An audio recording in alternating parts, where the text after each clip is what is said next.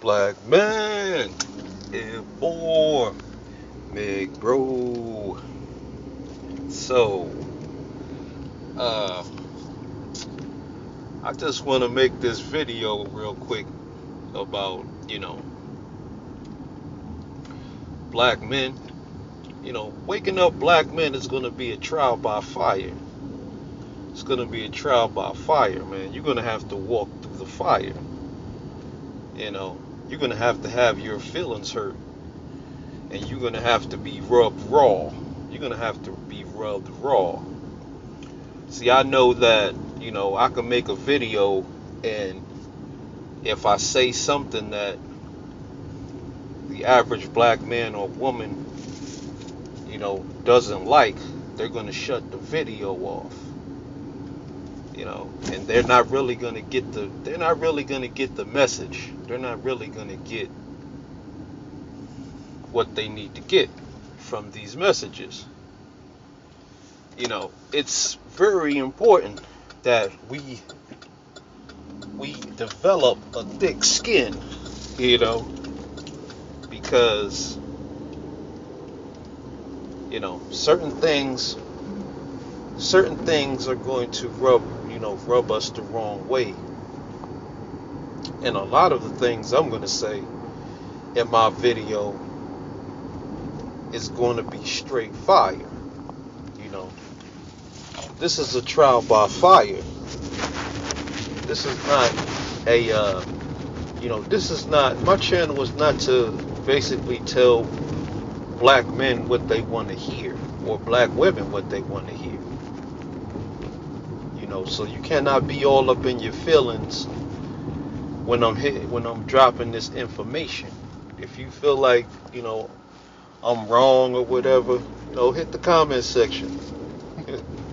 Because, there's a deeper meaning behind everything I say. It goes deep. I don't say things that I haven't really thought out. There's a deeper meaning behind the things I say. So, if you don't understand something or disagree in whatever way, I could tell you, I could break it down for you. And if you continue to disagree, then that's cool. Because you can't expect somebody to. I don't expect somebody to agree with everything that I say. But it's all about respect. I don't know everything. So sometimes, a brother could break down something for me, and I could see the deeper meaning in that. But ultimately, black men, we have to understand that this is going to be a trial by fire. Getting to where we want to get in life is going to be a trial by fire. You got to think about, when, I guess, I'm going to use this as an example, but you got to think about when the so-called pilgrims came to America. That had to be a scary sight. Just imagine that's you, though. You a black man, and there's a piece of land somewhere, and now it's on you to go over there and develop that land. It's going to be a trial by fire. You know what I mean? Not only do you have to develop that land, but you're going to have to protect that land. From invaders, from people. You're gonna have to deal with inside agents and agents that are on the outside. You're gonna have to deal with infiltrators that try to infiltrate your organizations and cause division. It's gonna be a trial by fire, man. There's a lot of, I think that's the biggest thing that black men don't want to deal with, and that's responsibility. They don't want to have that responsibility. Waking brothers up is a responsibility. It's our responsibility to wake brothers up. And a lot of black men don't want to deal with that responsibility. A lot of black men don't want to be woke up. They're perfectly comfortable in their, with their life, and they're going to fight you tooth and nail so they can go back to sleep. They gotta go back to sleep. You cannot wake these brothers up. They love being asleep, because if waking up and dealing with reality, that takes responsibility. In order to deal with it, you're gonna have to take responsibility for it. We can't blame white men for anything. We can't blame white men for our current situation. The white man could throw all the drugs he wants into our community, but if it's on us whether we decide to go out there and sell those drugs, or smoke those drugs, or take those drugs, or shoot those drugs up into our veins. The same thing goes for the television set. The television set is a drug, and we have a choice whether we shoot that drug into our veins, shoot those images into our brains. That's what we're doing. We're brainwashed. A lot of us are brainwashed. We don't see anything outside of what we've been taught. It's hard. You're not going to be able to see anything outside of what you've been taught. Black men, we got to be more fluid. I don't mean to call us even black men in the first place, but we got to learn to be more fluid, like water. Water, it seeps into everything. Then we got to learn how to be lighter than air, like a gas. And sometimes we got to learn how to be solid, like a rock. Solid, liquid, and gas. That's what you living on. That's what we exist on. Three-dimensional. Three-dimensional. We walk on the ground. There's the under the ground, and there's the above ground. But this is a trial by fire. That fire, that's another element to this. And basically what that fire is that's, going to teach us how to be real men. How to deal with our issues with each other. This is a lesson on how we deal with each other. We're not going to always agree on everything. And some things are going to downright be offensive. They're going to be downright offensive to us, because sometimes the truth, they say the truth hurts. The truth hurts. But one thing about the truth is, you're going to do two things with the truth. You're going to either accept it or you're going to deny it. That's what a lot of black women do. And that's what a lot of black men do, because they act like women. They deflect truth. They try to deflect the truth, or they get violent. They try to get, if they can't deflect the truth, they're going to get violent. They're just going to be irrational with it. See, black men know that they could always take it to the hands. That's why we have to have our knuckle game straight. Because when you coming with that truth, and that black man doesn't want to deal with the truth, he knows that he can always go to the hand game. He knows he can go to the knuckle game. Or he knows he can go to the, with his, start with his guns and stuff like that. That's why I made that video that the black race is dead. That's because the black race is dead, you know. And you're not going to be able to wake the vast majority of these people up. So the only thing you could do is, develop some systems and protocols for the brothers who are, willing to get down with the program. And, all the other brothers who are not willing, you shut them out. You shut them out of your organizations. That's why there's a need for a moral code, because you already know that the vast majority of black men are not going to get with the program. They're not going to get on. They're not going to get with the program because they like the life that they're living.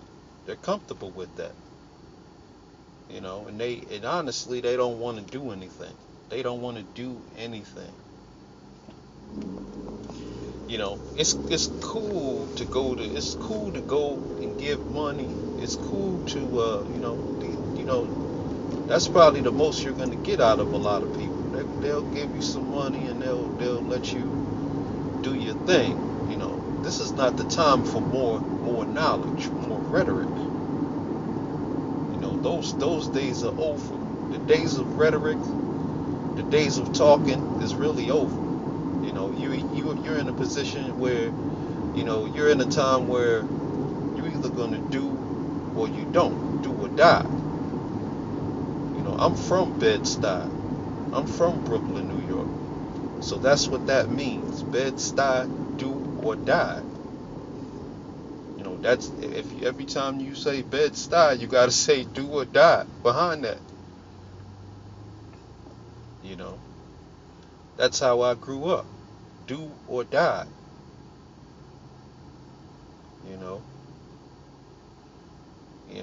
But we need a moral code, because the moral code, gets rid of certain individuals out your organization.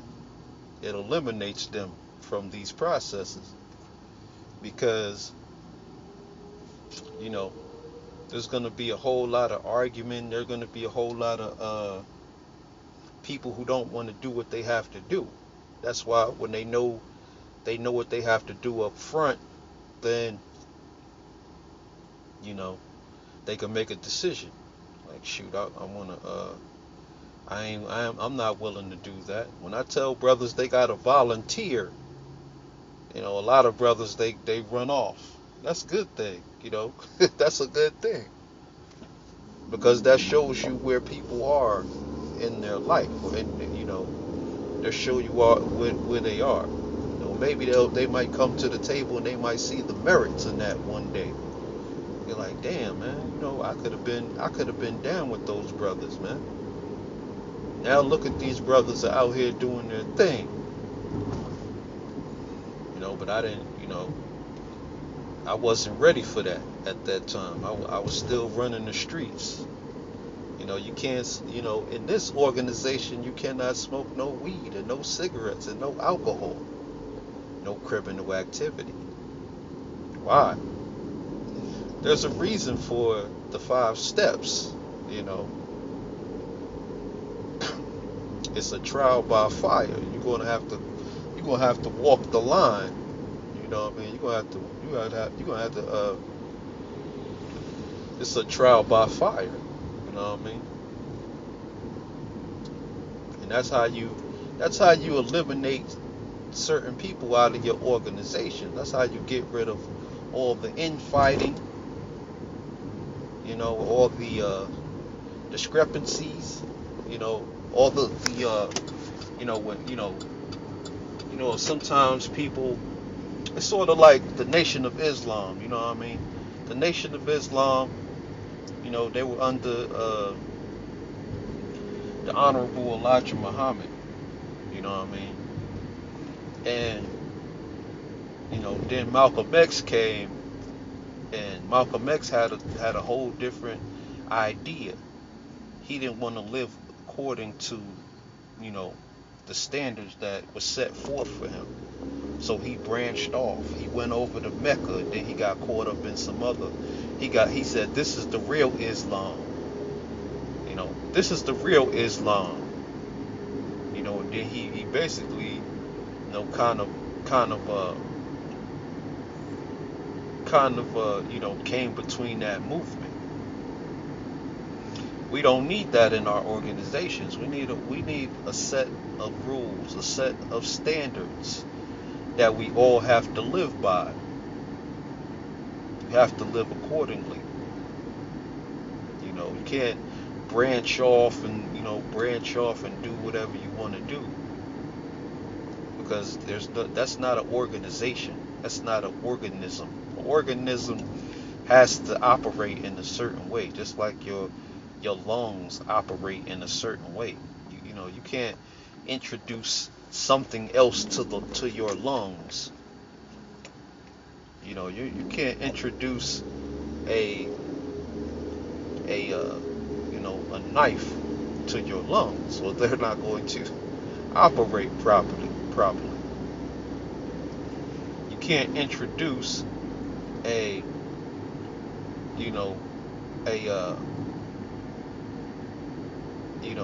you can't introduce something else into your organizations.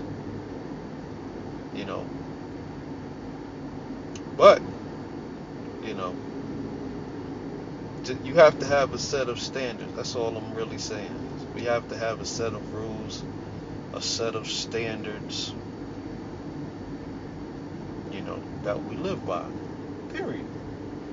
No questions asked. No questions asked. And that's what I like about Ibmor. We have a set of rules, a set of standards.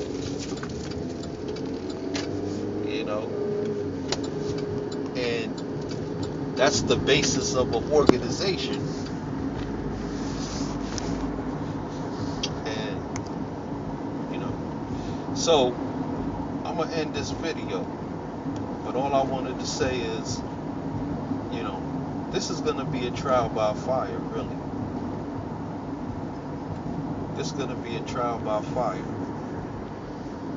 And you're gonna have to be able to walk on those hot coals. You're gonna have to walk on those coals.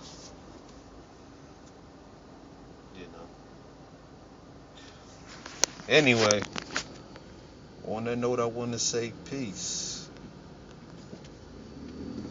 Get on the 5 steps. Adopt the moral code. One other thing I want to say is, we're gonna have to be fluid. We're gonna have to be like fluid. We're gonna have to see water is going to seep into every crack and orifice or crevice, it's gonna creep into everything. It's gonna seep into it. That's what we supposed to be doing. Our doctrine is supposed to seep into every facet of the black community. People don't have to call themselves introspective black men of reform in order to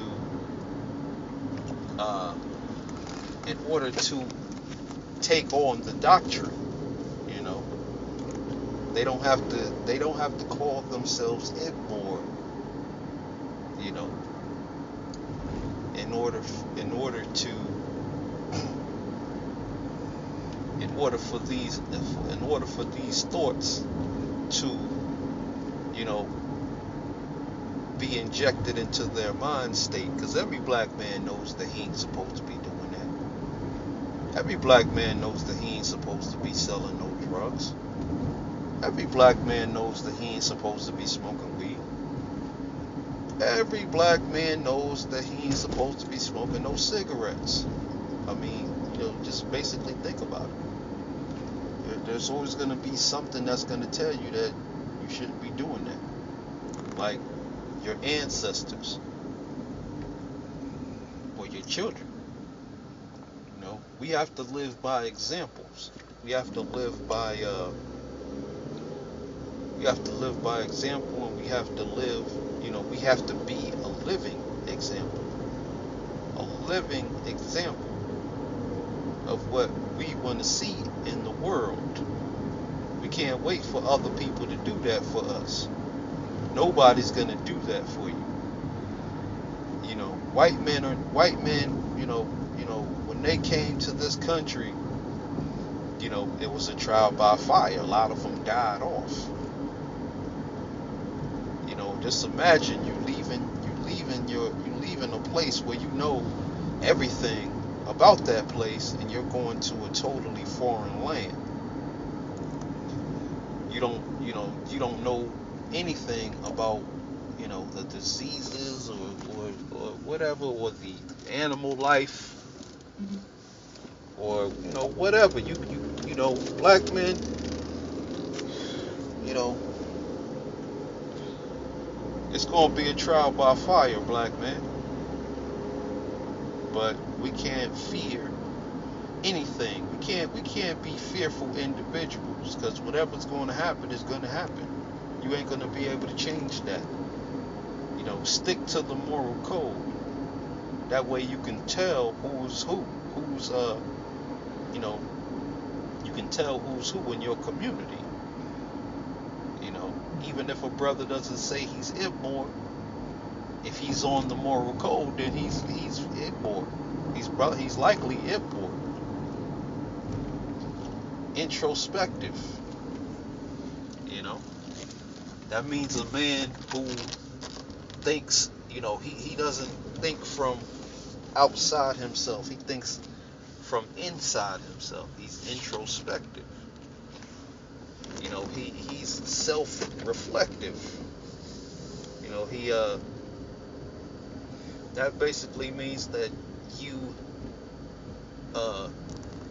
you know, you think you you look at the world, and you could do a self-examination. You could do self-examinations, like, you know, how does that reflect on you? You know, then you become more fluid. You become fluid. Don't That's in that situation, you want to become fluid. If you can add something positive to your life, you become fluid in that situation. If a person comes up to you and he tries to hand you some weed, then you become like a rock. You become like a stone, and you reflect that. You reflect whatever he's sending to you. You reflect that back at him. You know. And then your wisdom, you know, your wisdom is basically fire. That represents fire. You know, when you have a strong moral code, that's fire. And you live by that code. You can't just have a strong moral code. You have to live it. You know, when you live that moral code, you reflect a lot of you automatically you know, repel a lot of negativity, because first of all, if brothers know that you don't smoke weed, they're not gonna be coming around you, because they're gonna be like, that man, he's lame, he's a square, you know what I mean? He don't I don't mess with him like that, though, man. That dude don't do nothing. He just, you know, whatever. And they're gonna be doing their thing, you know. They're gonna be doing their thing, because their thing is in retrograde. Their world is in retrograde. That means it's going backwards. It's not moving forward. Very few human beings are moving forward. You know, most human beings are going backwards. You got to understand, they're moving in a circular motion.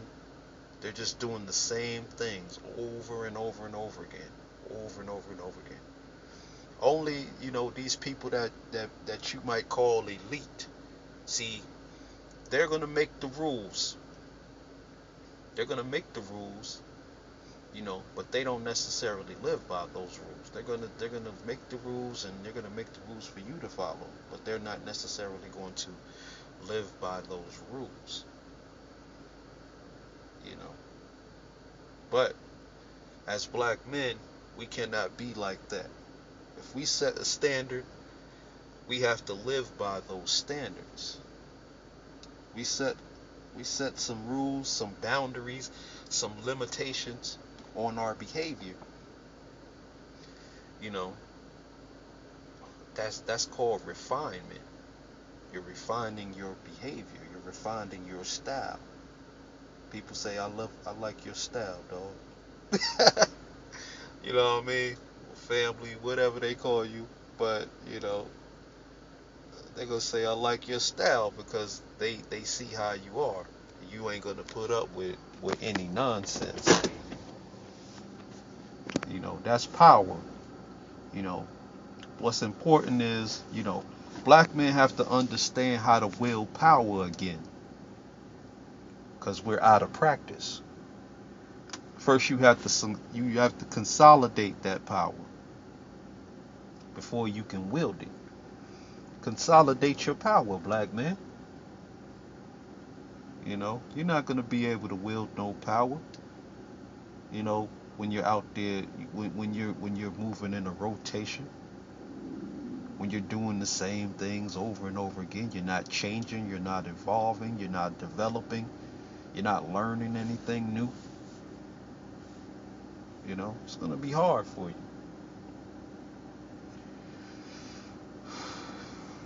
Anyway,